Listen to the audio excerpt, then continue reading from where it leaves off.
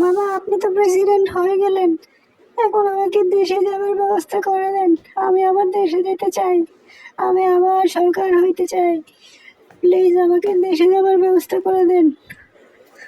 আমি সরকার হইয়া আমার দেশের উন্নয়ন করতে চাই, কারণ আমি উন্নয়নের সরকার।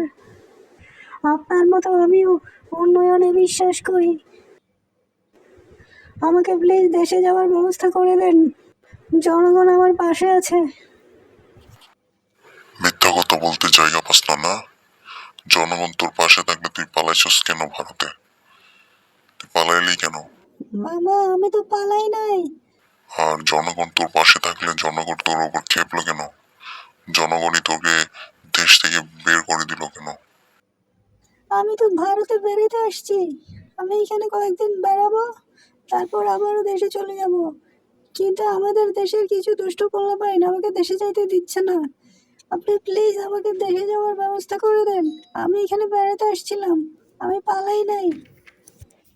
মস্কারি করস? কার সাথে তুই মস্কারি করস? আমার নাম ট্রাম্প। আমি মানুষের বেঁচে খাই আর তুই আমার বোকা বানাস। শোন, মোদি যে আমারে কল দিছে তোর ব্যাপারে কিছু করার জন্য। দেখা যাক কি করা যায়। আমরা ব্যবস্থা নিচ্ছি। ধৈর্য ধর, তোরে দেশে পাঠানোর ব্যবস্থা করা যায় কিনা দেখি। আমি আছি আমার টেনশনে। আমার দেশে আগে ঠিক করি। নিজের জায়গায় এখনো পরিপূর্ণভাবে ঠিক হয় নাই, আর আমি তোরে ঠিক করব। আচ্ছা এখন যা, আমি দেখতেছি কি করা যায়।